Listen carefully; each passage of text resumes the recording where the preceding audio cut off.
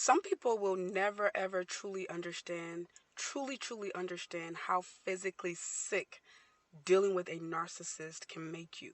This is serious. If you've really dealt with a narcissist, you will feel physically sick.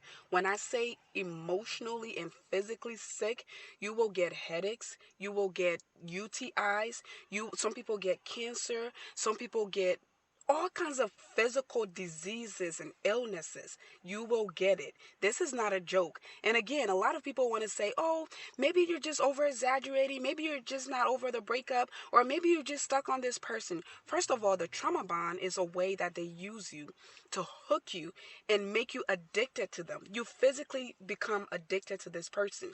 Not because they're the best person or the best thing that ever happened to you.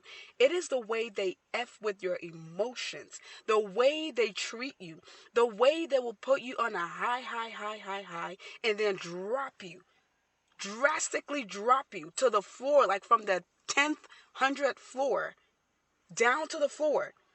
They will make you physically ill. You will live in fight or flight. You will be so sick. And it's like nobody really understand whether you're with the narcissist or have just left the narcissist. These people have some kind of demonic hold on you that unless you've experienced it, you can't explain it. Only people who've truly experienced this can understand and say, yes, I know what she's talking about. These people will make you physically ill. And it's so sickening. It's so sickening because a lot of people don't understand. They don't know what you're going through. They don't know why you have trust issues. They don't know why you don't want to be around anybody. They don't know why you don't want to trust anybody, not even with your dog or your pet. They don't know why you don't want to be around anybody. They don't know why you just can't seem to stop talking about this. They don't know why you're in that closet crying your eyes out. You don't want to go and hang out. You don't want to care for yourself. You don't want to be the person you used to be. They don't understand. They're telling you just get over it. You cannot just get over it. These people are demonic, and the kind of demonic hold that they have on you is really hard to escape. Again, whether you're with them or without them, whether you discarded them or they discarded you, the feeling is the same. This is the most painful thing you'll ever go through. Painful thing. And I'm a woman, I've had a child. I'm telling you, it's the most painful thing you'll ever go through. For men and women. Because narcissism go both ways. These people will take you from a normal world where you were thriving. Maybe you might have not been the richest person. You might have not been the most happiest person. You might have not had it all, but you were okay. Maybe you even were in other relationships and broke up. Maybe you were in a marriage and you got a divorce. This narcissistic situation is different. It's different. It's going to change you. This is going to be the most painful and the most memorable experience you will ever have. It's going to be different. That 10-year marriage is not going to do it. That 50-year marriage that you got out of, you can be with a narcissist for 2 weeks. If you go through the full cycle of a narcissistic abuse, it's something different. It is something that nobody can explain. Not even the victims can explain it. It is just this thing that they take over your soul. And when you're with them, you're miserable. When you're when you're not, excuse me, you're not with them, you are miserable.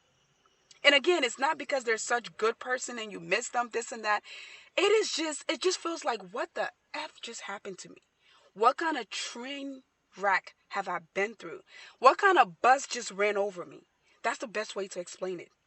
And then you start to feel stupid. You start to blame yourself. You start to say, how come I didn't see it? How can I let this person use me? How can I be so stupid? How come I didn't see the red flags? And then people tell you, oh, you should have known better. You should have chose better. Oh, if he was so bad, blah, blah, blah. I'm telling you, this experience will change you. It will change your life. Don't let anybody make you stupid for feeling the way you feel. It only takes someone who has truly been with a narcissist and has experienced narcissistic abuse. It only takes those people to truly understand where you're coming from. So let them talk, let them say what they want to say, and this is why I preach. Let the smear campaign be the smear campaign. Regardless of what you try to do, you lost anyway. So it's okay. The best thing you can do for yourself is to get yourself in therapy or get with a support group of people who've truly been through this. Get a friend or a family member or somebody who has been through this to really reason with you and see where you're coming from. Otherwise, you're wasting your time. So trying to respond to the smear campaign is a waste of your time. Trying to respond to it is a waste of your time. Trying to explain your side of the story is a waste of your time. Just work on your healing. But I want to tell you that whatever you're experiencing is real.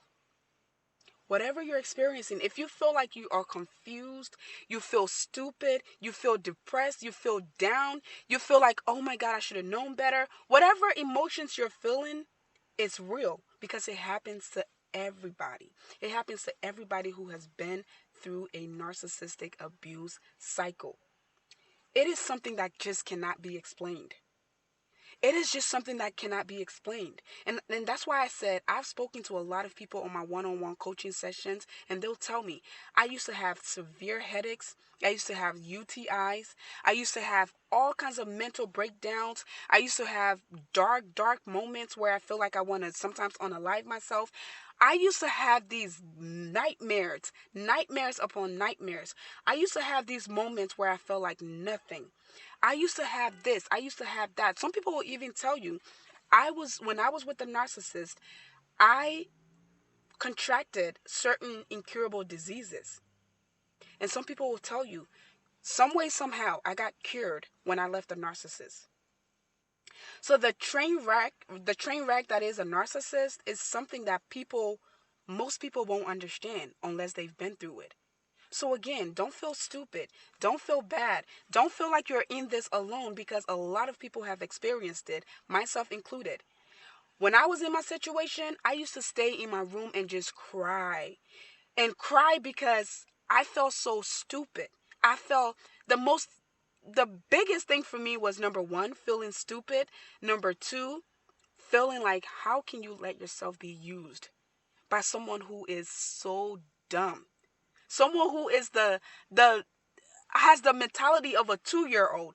How can you let yourself be used and abused by a person like this? You're smarter than this. You're better than this. That was my biggest thing. I was trying to wrap my head around how can you let this happen?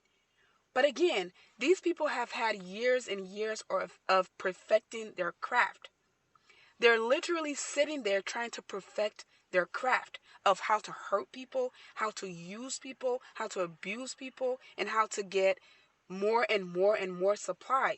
And their craft gets better and better every time. You have no chance.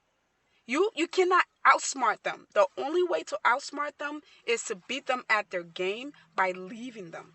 That is your only option. There is no amount of self-work, praying, fasting, therapy, none of that. None of that's going to work. You can stay with a narcissist and put yourself in therapy. It's not going to help you. You got to get out. You got to beat them at their game. That's the only thing that's going to help you. That is when you're truly going to start to see the narcissist for who they are, which is weak, fragile, insecure, childish, petty, nonsensical.